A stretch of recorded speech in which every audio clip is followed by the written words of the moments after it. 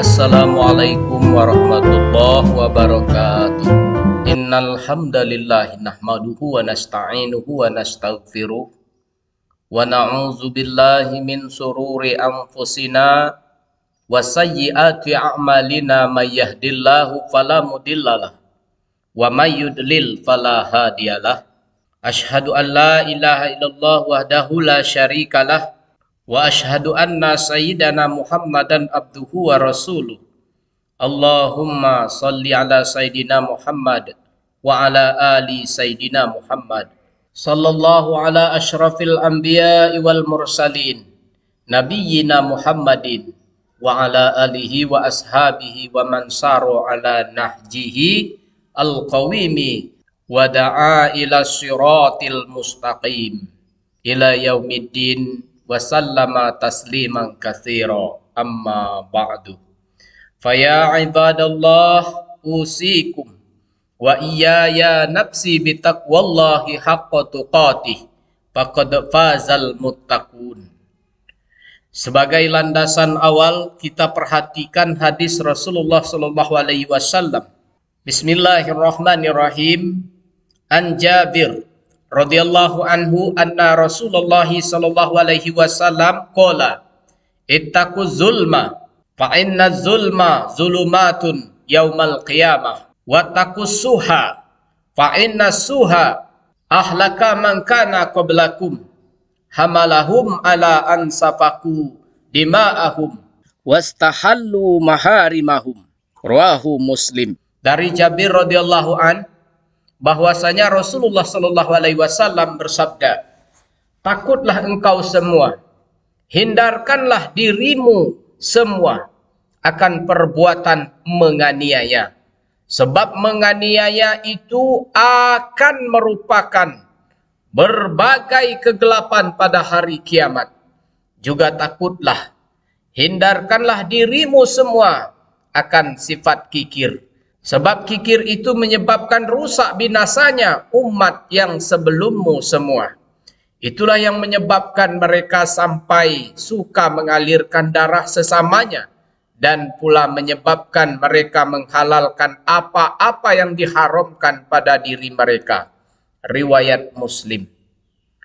Pelajaran yang terdapat dalam hadis ini, pertama, bagi seorang muslim yang baik, misi hidup ini hanya satu, berbuat kebaikan sebanyak mungkin selama menjalani kehidupan di dunia fana ini, tak lebih.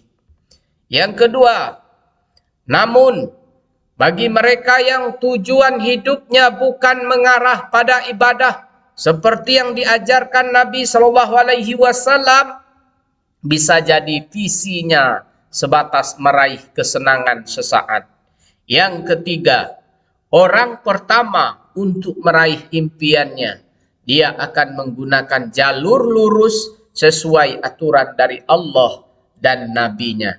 Karena itu orang-orang yang beriman ini lebih mengutamakan jalan kemaslahatan, kemanfaatan dibanding kemudaratan. Mereka menghindari cara-cara zalim untuk mendapatkan apa yang menjadi harapannya. Misalnya dalam mencari kedudukan, jabatan, popularitas, harta yang banyak. Dan yang keempat, sementara orang yang jauh dari Allah dan Nabi-Nya, jalur hidup yang ditempuh bukan cara-cara yang baik, tak sedikit mereka menggunakan cara zalim untuk mewujudkan apa yang menjadi target hidupnya. Mereka ini tak mengenal cara halal dan haram, yang hanya satu cara, halal haram hantam. Yang kelima, jauh sebelum dunia ini ramai dihuni oleh orang-orang yang zalim, maka jauh hari juga Nabi Shallallahu Alaihi Wasallam sudah mengingatkan umatnya, terutama mereka yang beriman, tentang bahayanya sifat zalim ini. Yang keenam, hadis ini menegaskan bahwa kezaliman itu adalah kegelapan pada hari kiamat. Para pelakunya dihukum sesuai dengan kadar kezalimannya. Dan yang ketujuh, Allah Subhanahu wa taala mengharamkan perbuatan zalim atas para hambanya serta melarang mereka saling menzolimi karena kezoliman itu sendiri adalah haram secara mutlak. Dan yang kedelapan, dalam sebuah hadis kudusi Allah Azza wa Jalla berfirman yang artinya, wahai para hambaku, sesungguhnya aku mengharamkan kezoliman atas diriku dan aku menjadikan haram di atas antara kalian. Maka janganlah kalian saling menzolimi. Hadis riwayat Muslim, Tirmizi dan Ibnu Majah. Dan yang kesembilan, Imam Al-Maraghi menjelaskan zolim adalah perbuatan yang menyimpang dari jalan yang wajib ditempuh untuk mencari kebenaran. Sementara itu dalam Mu'jam dikatakan bahwa yang dimaksud dengan zolim adalah perbuatan yang melampaui batas atau meletakkan sesuatu tidak pada tempatnya. Tema hadis yang berkaitan dengan Al-Quran. Pertama, Allah pun telah mengisyaratkan apakah sama antara kegelapan dan terang. Pasti sangatlah berbeda. Sebagaimana firman Allah Subhanahu wa taala yang terdapat dalam Quran surah Ar-Ra'd yang maknanya, katakanlah, siapakah Tuhan langit dan bumi? Jawabnya, Allah. Katakanlah, maka patutkah kamu mengambil perlindunganmu dari selain Allah, padahal mereka tidak menguasai kemanfaatan dan tidak pula kemudaratan bagi diri mereka sendiri. Katakanlah, adakah sama orang yang buta dan yang dapat melihat? Ataukah samakah gelap gulita dan terang benderang?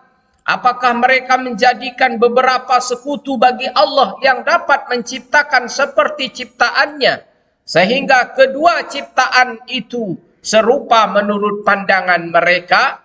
Katakanlah, Allah adalah pencipta segala sesuatu dan dialah Tuhan yang Maha Esa lagi Maha Perkasa. Quran Surah Ar-Ra'd.